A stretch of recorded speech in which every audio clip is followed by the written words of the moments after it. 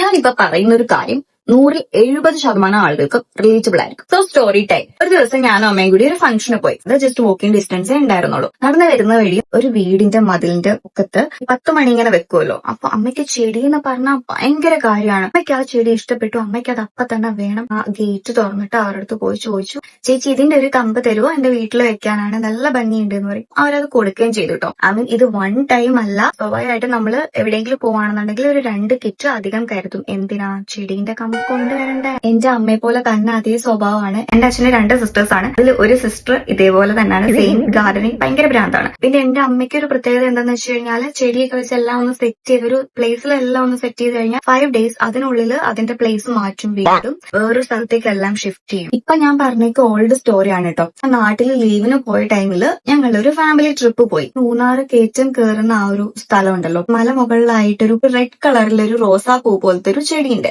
അതിനകത്ത് റോസയല്ല, വേറൊരു ചെടിയാണ്. അതിന്റെ ഇല വന്നിട്ട് ഇങ്ങനെ നീണ്ട്, ബട്ട് നല്ല ഭംഗിയാണ് കേട്ടോ കാണാൻ. എന്റെ അമ്മ അത് കണ്ടു. അമ്മയ്ക്ക് അപ്പൊ അത് വേണം. ചേട്ടനാണ് ഡ്രൈവ് ചെയ്യുന്നത്, ഞാനാണ് ഫ്രണ്ട് സീറ്റിൽ സൈഡിലായിട്ട് ഇരിക്കുന്നത്. ആളിത് നോട്ട് ചെയ്തിട്ടുണ്ടായിരുന്നു. 3-4 തവണ നമ്മുടെ അടുത്ത് പറഞ്ഞിട്ടോ, അത് നല്ലൊരു ചെടിയായിരുന്നു, ഈ പൊക്കത്ത് വെച്ചിട്ട് ആര് കാണാനാ ഇത്, നമ്മുടെ വീട്ടിൽ കൊണ്ടുവന്ന് വെച്ച് ആരെങ്കിലും വന്നാൽ കാണില്ലേ. നല്ല കോമഡി ഒരു മൊമെന്റ് ആയിരുന്നു അത്. അച്ഛനും പറഞ്ഞു വണ്ടി നിർത്തി കൊടുക്ക്, പോയി ചോദിക്കട്ടെ, കമ്പെടുക്കട്ടെ എന്ന് പറഞ്ഞു. അങ്ങനെ അമ്മ അവരുടെ വീട്ടിൽ പോയി ചോദിച്ചു. ഇപ്പോഴത്തെ പോലെ സ്ഥിരം ക്ലീശേ കാര്യം ചോദ്യങ്ങളൊക്കെ ചോദിച്ചു. റെഡ് ചെടീന്റെ കമ്പ് ചോദിക്കാൻ പോയ അമ്മ അവരുടെ വീട്ടിലുള്ള എല്ലാ ചെടീന്റെയും കമ്പ് എടുത്തിട്ടാണ് വന്നത്. കാറിന്റെ ബാക്ക് സൈഡിൽ വെച്ചു. അത് മാത്രല്ല, ആ ചേച്ചിയും കൂടെ വന്നിട്ടുണ്ടായിരുന്നു. പുള്ളിക്കാരത്തി നമ്മുടെ അടുത്ത് ഭയങ്കര കാര്യമായിട്ട് സംസാരിക്കുന്ന നല്ലൊരു മൊമെന്റ് ആയിരുന്നു അത്. അതുകൊണ്ടാണല്ലോ എനിക്ക് ഇപ്പോഴും അത് ഓർക്കാൻ പറ്റിയത്. എനിക്കിപ്പോഴും അറിയില്ല ആ ചെടി ഇപ്പൊ വീട്ടിലുണ്ടോ ഇല്ല എന്നുള്ളത്. ആ ചെടി വലുതായോ, വളർന്നോ, അത് അളിഞ്ഞു പോയോ, ആർക്കറിയാം.